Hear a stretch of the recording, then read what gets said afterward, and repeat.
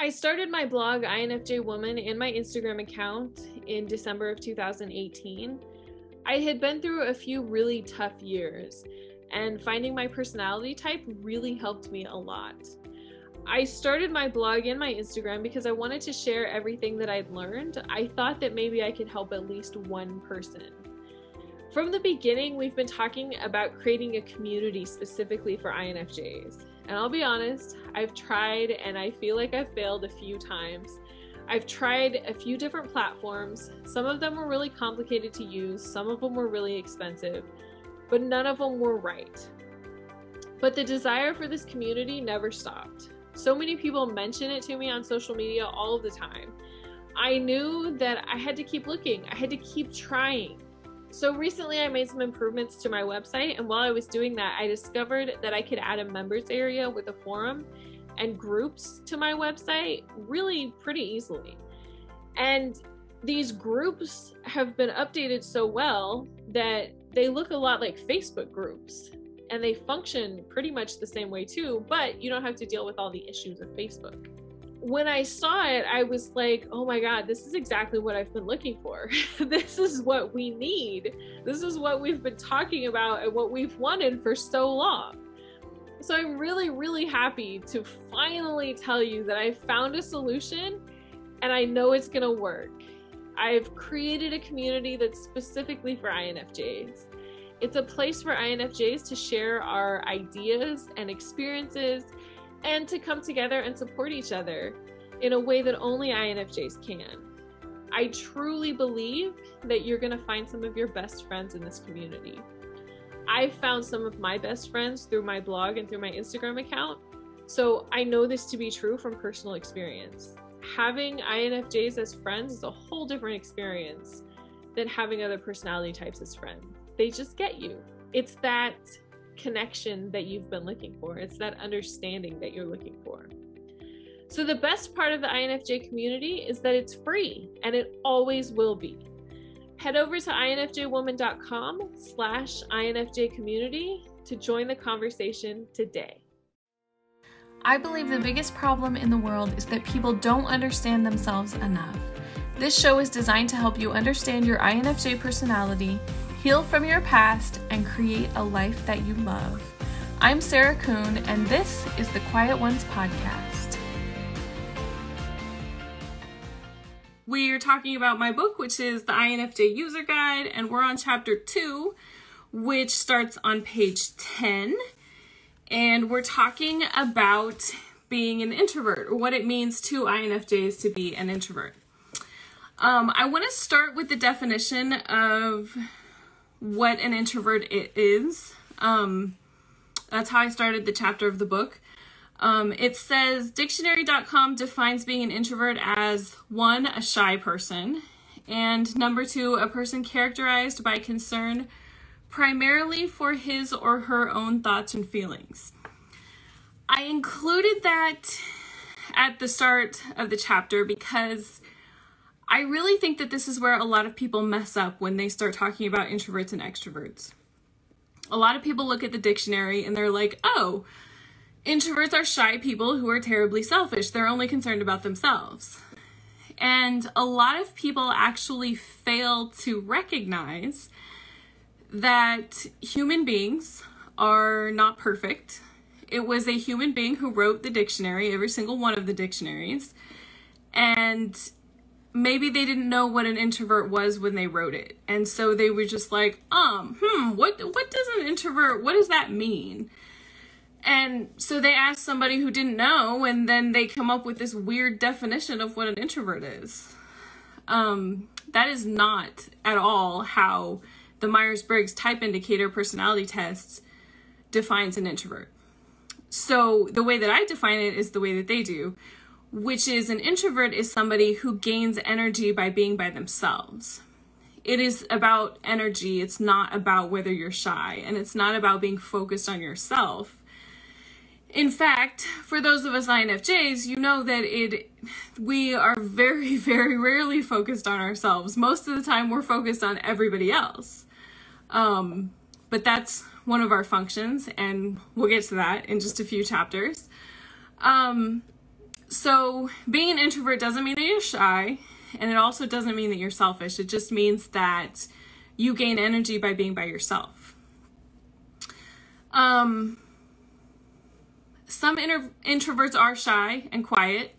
I can be shy and quiet. Usually when I'm around people that I don't know very well, I'm pretty shy. I like to feel people out, to determine their personalities before I get too talkative.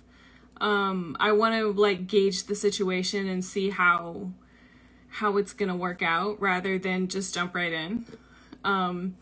So some of us are shy and quiet. Some of us are very outgoing and like to talk to people. I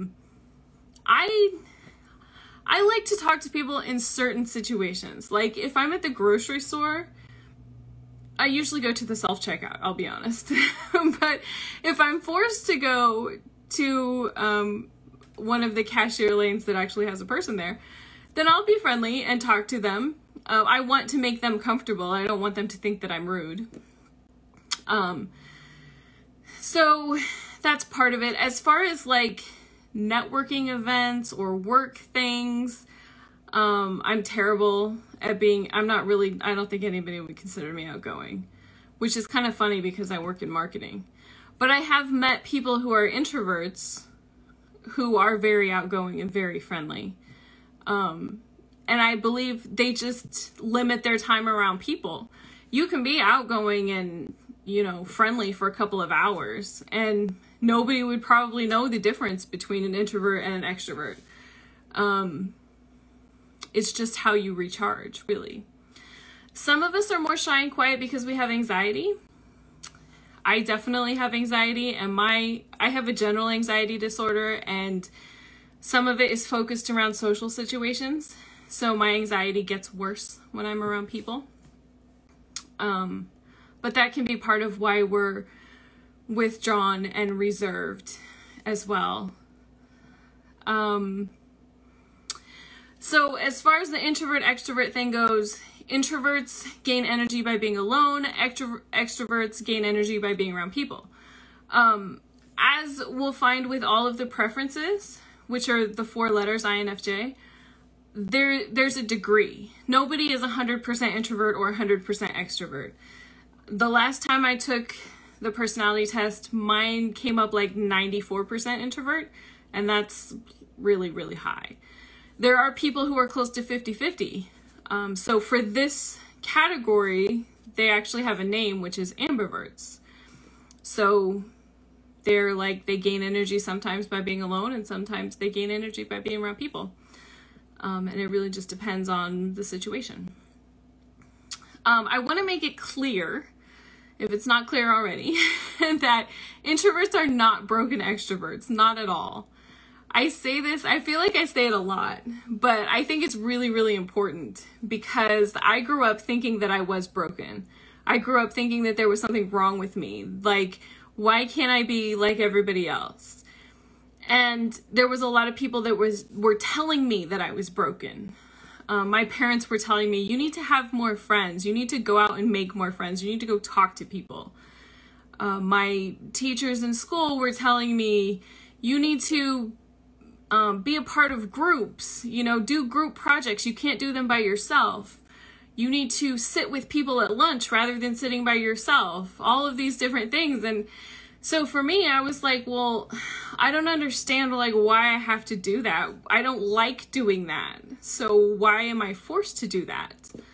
And I actually homeschooled for 4 different years, 4.5 years out of my grade school years. And those were the years that I was the most comfortable and the most happy. I could do my own thing. My mom wasn't really hovering over me, watching me do my work, but I always did it really well, and it was always done well before it should have been done because I could manage my time and then go about my day, and I didn't have to worry about, the socialization aspect, which granted, I did miss out on a little bit of the socialization, but I think just being on my own, it made me more comfortable in that situation, and I really liked being at home. And now working from home is like, I mean, it's like a dream come true.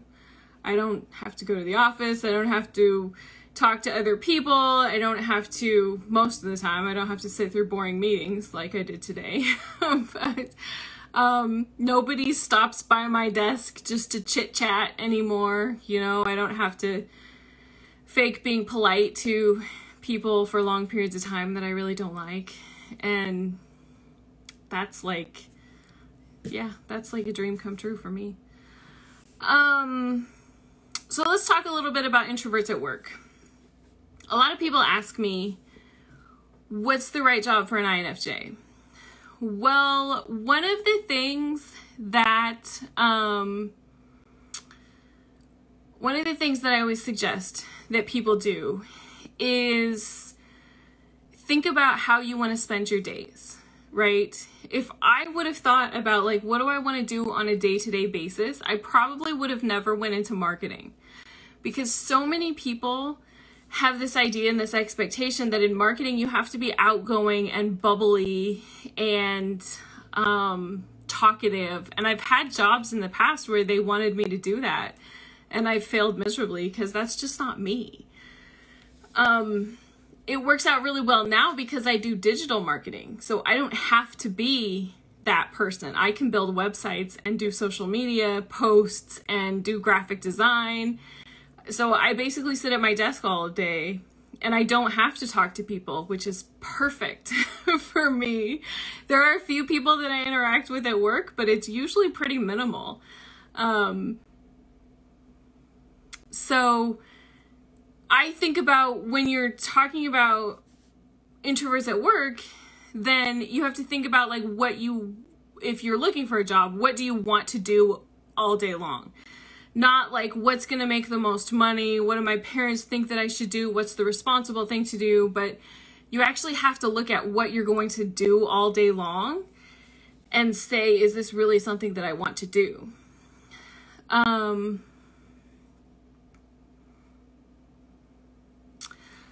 I got caught up in one of the questions. I'm going to read it to you. Aurora, I think that's your name. It says, everything you're telling us as far of you need, have to stuff, being told from your parents, friends, teachers at school, I feel 100% reflected in your words. Thanks for being there. You are so very welcome.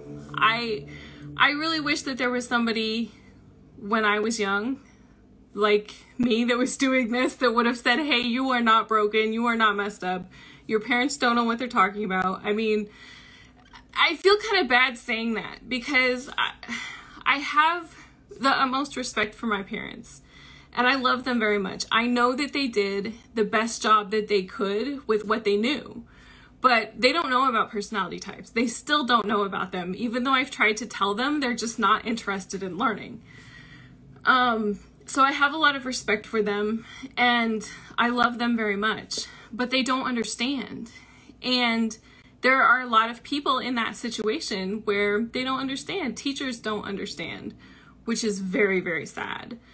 Bosses don't understand. So many companies, and nowadays I think people are finally starting to get it, right? But there was this trend for a long time of people saying, we're gonna have these open office spaces and it's gonna be great. You just get a desk and your computer and somebody sits right next to you and right in front of you and other place next to you and right behind you, and you know, it'll just be really good. There'll be music and everybody talking and you could just collaborate. And I'm like, that just sounds like torture. Like, why would you, who thought this was a good idea? It was definitely not an introvert. And there was never an introvert that was consulted in that situation, because that is just like, like torture. But I've read several articles on, reputable websites that have said, yeah, this really wasn't a good idea. I don't know whose idea it was, but now most people are moving away from that trend. So hopefully. But even when you work in an environment with cubicles, it's not fun. It's still very loud. You still have to deal with a lot of people around. It still drains your energy. So when you think about work, if you're still out there looking, or if you're transitioning, I would think about, what do you want to do on a day-to-day basis? What makes you happy? What brings you joy? Not just what makes money. When you're at work, it can be really difficult because a lot of it is draining, especially if you're dealing with people. I try to spend my lunch hour somewhere in peace. I usually sit outside in my car when I was at work. I work from home now. Or I would go to my favorite restaurant. I usually treated myself in the morning with coffee too. I like expensive coffee from Starbucks. So that was like my incentive to get out of bed and go to work. And then I would take time at the end of the day to recharge too. I don't plan too much stuff. I have learned though to plan things. I used to be the person who would just be like, yeah, let's go do something tonight. My friends would call me and say, hey, do you want to do something tonight? I'd be like, yeah, sure, whatever you want to do. Now I'm like, no, I need like a week's notice. I need to like save up some energy for that. It can also be difficult too, especially video calls. I was saying before we started that I was on a meeting today for work for like 2.5 hours, and part of the meeting, they were going around the room introducing everybody to this new person who started at our company. And I'm sitting there like super nervous, like, when they call my name, that like the camera's gonna be in front of everybody and I'm gonna have to say like, what's my name? And I'm gonna have to remember like what I do for this company and how long I've been here. And oh wait, there was 5 things, and like, what was the 5 things? I'm gonna say them in the wrong order and then everybody's gonna laugh at me. I know that part of that is anxiety, right? Probably a large part of it. But some part of it is also just not wanting to be in front of a bunch of people. And I don't know why, but it feels a little bit worse on video. Maybe it's just because I've been home for 1.5 years now and I've gotten used to not having to do that kind of stuff. But I guess it's just kind of one of those things you have to tough out. Which is funny because, for my Instagram account, I have my podcast, my YouTube channel. I do videos for those all of the time. So I guess it's different though, because most of them usually aren't live, and most of them it's like something that's recorded ahead of time. So if I mess up or if I stumble or pronounce a word wrong, I can just cut it out later. Yeah, so that's work. My dad used to tell me that work isn't fun. It's just something that you do so that you can have money to do when you're not at work. Money to do fun things when you're not at work. That has been true for most of the jobs that I've had, for sure. Oh, there was a reel that I posted. Somebody asked me if an INFJ could be a doctor. And if you are looking for a career or looking to change a career, you should go check out that reel because it's really completely awesome. There are so many people who posted what their job is, and a lot of them posted whether they like their job or they don't like it. So I really liked reading all of the different jobs because there's a lot of blog posts out there. A lot of people ask me, what is the perfect career for an INFJ? And there's a lot of blog posts out there that will tell you INFJs should be either counselors or teachers or website designers. It's like they just pick these things and they're like, oh yeah, INFJs would be great at those things. But maybe you're like me and you like marketing, even though it's not, something that's high on the list. So I loved seeing everybody's comments and how there's so many people that are in all kinds of different careers. So many INFJs that are in all kinds of different careers, which really proves my thought, which was like, you can be whatever you want to be. Really. You can definitely be whatever you want to be. Even if it is like a motivational speaker. I mean, I have these dreams. I'm writing this book, a new book. And I'm doing all of these. I'm doing a live video right now. I've done, you know, podcast for, I think I just recorded like the 75th episode. I've done YouTube videos. I have this dream of being on stage somewhere talking to a bunch of people, which if you would have asked me if I wanted to do that 5 years ago, I would have been like, no, that's insane. I would never do that. I don't want to get up in front of on a stage and talk to people. I don't even want to do a live video, but here I am, you know? If that's something that you want to do, you can definitely learn how to do it. It kind of feels like torture in the beginning, but you get used to it. It gets better. And then it just feels a little bit more routine and not so terrible. Okay, so basically, you can do anything that you want to do. You might just have to adjust a little bit for like what you're doing before and after to rest and recharge. Okay, introverts at home. Introverts at home. This one is a little bit difficult for me because I live by myself and I love living by myself. I have to think back to when I was at home with my family. I had 3 siblings, so there was a lot of us in the house. I used to go in my room and shut the door, and sometimes my siblings would come in my room and be like, "What's wrong with you?" And I'm like, "Oh, there's nothing wrong with me. I just wanted some quiet. You know, I just wanted some space. I wanted to read a book or put a puzzle together or something." This was before I had my own computer. Sometimes I would even go in my closet because I had this super nice walk-in closet that I could sit down in. So if I was like really done with everybody, I would go in my closet and close the door. So when they came looking for me in my room, they wouldn't think I was sitting in the closet. They would think I wasn't in there, so they wouldn't bother me.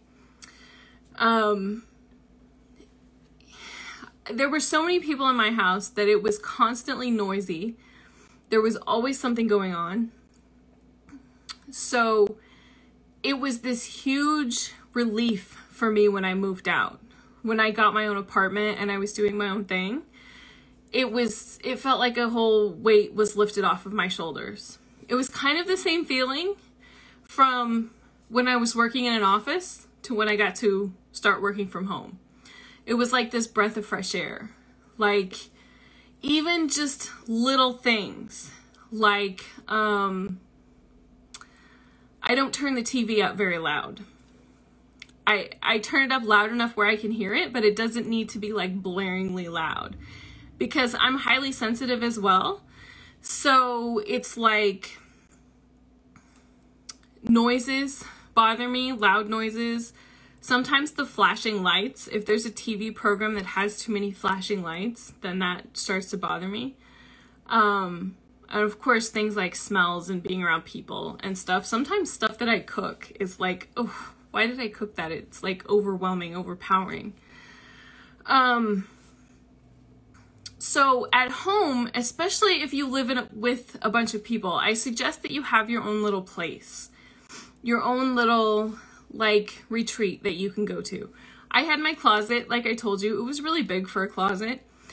But just somewhere where you can close out the world and just have some peace and quiet, somewhere that you like to go, that you look forward to going. Okay, I'm just looking at my notes here. Introverts with friends. Whew. Something else that INFJs ask me a lot is, how do you make friends? And how do you keep friends? To be perfectly honest, it's something that I struggle with myself. I have one friend, I believe, who understands that sometimes I need a break and sometimes it's like 6 months. And we've been friends for 10 years and we've both kind of had those breaks where it's been, 2, 3, 4, sometimes 6 months in between when we call each other. And she just gets it for the most part. It hasn't been something as like, why didn't you call me? Like, what's wrong with you? So when you're talking about friends, you definitely, yes, understanding is definitely the key. You need somebody who you can say, listen, I need a break. I can't go out with you every single night of the week. I've had friends like that in the past. We didn't stay friends very long because that's not me. I have 2 friends that prior to COVID, we would go out to eat like once a month or once every 2 months. And it was great. It worked out really, really well. It's also important, it's important that they understand that you don't want to go out for long periods of time. One of the things with being an introvert is that you can only handle so much time being out, especially if you're going out to eat, if you're going to do something. I'm actually planning a trip with one of my friends. We're going to Baltimore in a couple of weeks for a concert. And I'm a little bit concerned because then we'll be coming back to Boston and going to another concert like 2 days later. And I did this a couple of years ago. I went to 2 concerts back to back, like one night and then one the next night. And it was a lot. Going to a concert is a lot for me, and there are very few bands that I will actually go and see. But I like New Kids on the Block, as you can see. So they're going to be in Baltimore, and then they're going to play Fenway Park. So, of course I was going to go. I haven't been to a concert since before COVID. And I was really, really fortunate that one of my friends will go with me. But I'm also like, ooh, there's going to be a lot of time, like the whole day of going to the concert, the next day being on the train together, and then coming back, and then like going out to eat. And then the third day, we're going to tour Fenway Park, and then we're going to go out to eat, and then there's going to be this concert. And that's like 3 days of nonstop peopling. And she's definitely an extroverted person. And one of her friends is coming with us to Baltimore. And then she's like, oh, we're going to meet like 5 or 6 of our friends that are going to be in Boston. And I'm like, oh, what did I sign myself up for? I should have asked you ahead of time. I don't know this person very well, although I've known her on Instagram for a while. So I'm like, oh, what did I get myself into? Like, I should have asked you if you were an extrovert. I should have known, right? A lot of my friends are actually extroverts who have adopted me. That's how I find friends. People ask me how I find friends. That's usually how. So that's how I found the 2 friends that I go out to eat with. I used to work with them, and they're both extroverted. So it's like, why did I plan all of this? But hopefully it'll be a fun time anyway, and I will find little pieces of time to sort of try and recharge.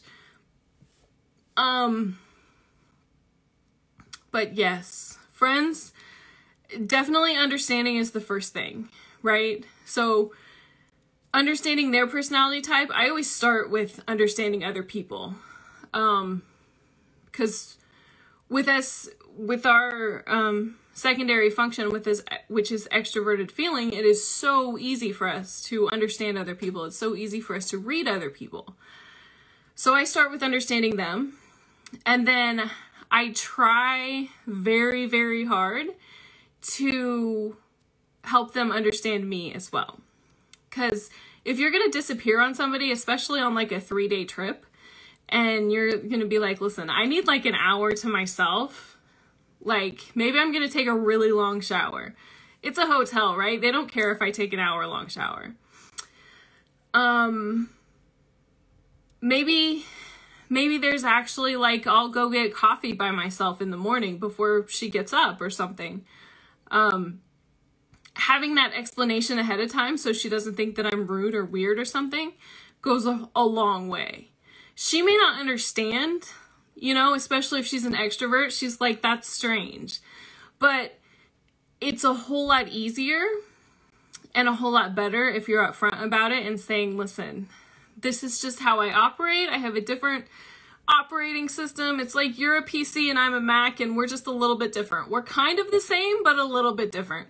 Just different enough that it's kind of frustrating if you've never used a Mac. You know what I'm saying? That's how it is. So yes, understanding is everything. Being upfront is also really good. And also not worrying if you don't have a bunch of friends. A lot of people send me questions and they ask me like, you know, I have like one friend or I have like two friends. Why don't I have tons of friends like everybody else does? That's totally fine. If you're fine with it, it's totally fine. There have been times in my life where I've literally had one friend. And I used to worry about it, but not because I was worried about it, but because my mom was worried about it, or my counselor was worried about it, or my teacher was worried about it. But if you're fine with it, then what does it matter? I also strongly believe that the right people will find you at the right time, too. And I just want to say a little bit too about toxic people. There's this saying that a lot of people repeat that INFJs are magnets for toxic people. I don't believe that to be true necessarily. When you say it that way, it really takes away all of your power. So I like to say it as we allow toxic people to stay in our lives sometimes. And it's not necessarily something that we should do. So we have allowed them to stay, and then we understand that they're toxic, and now it's time for us to stop allowing them to stay.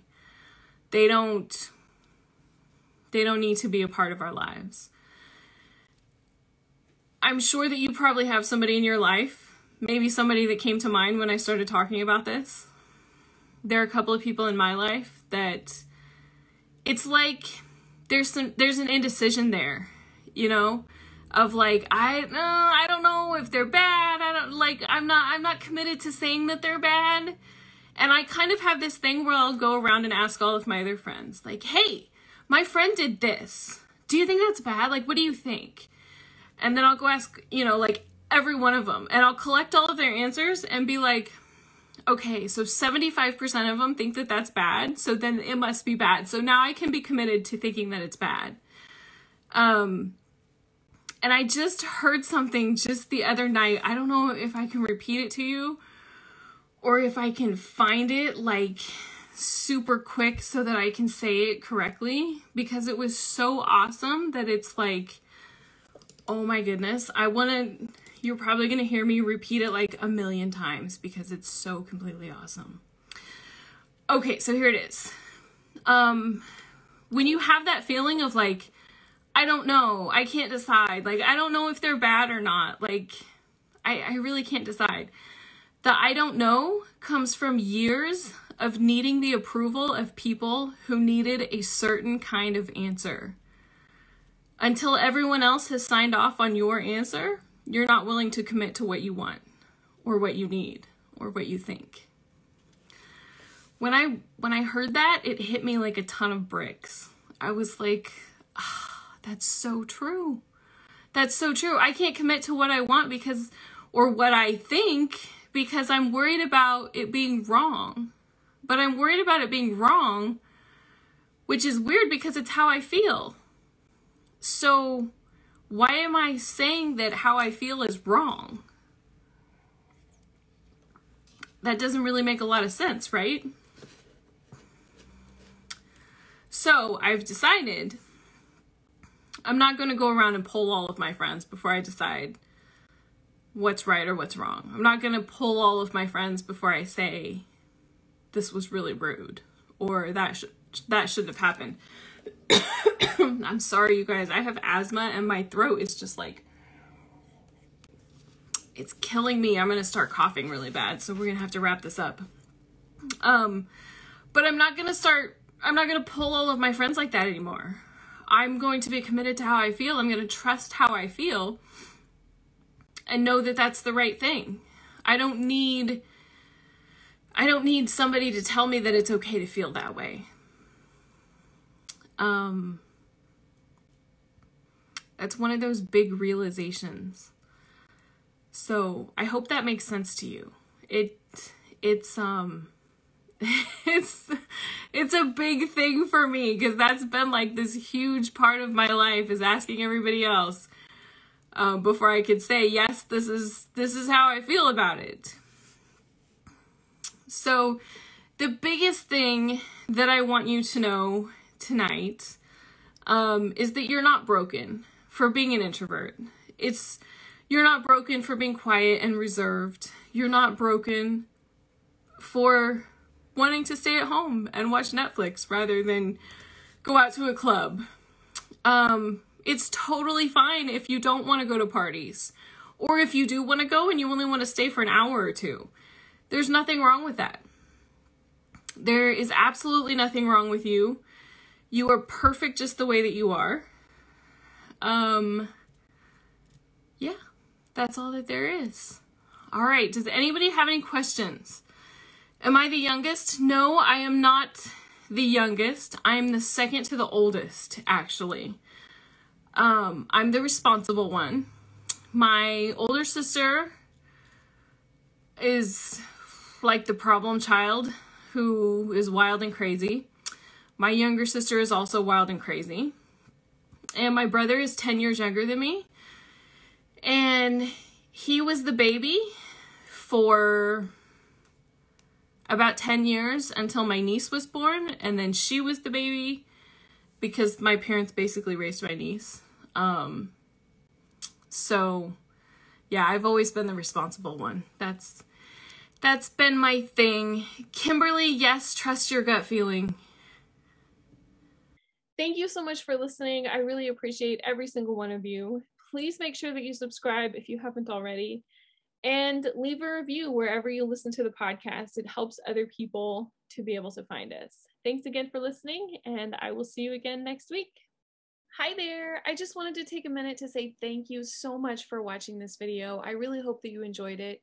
Please consider subscribing to my channel. I'm working very hard to produce content that will help you, and I really, really appreciate your support. Also, if you want some more inspiration, check out this video right here.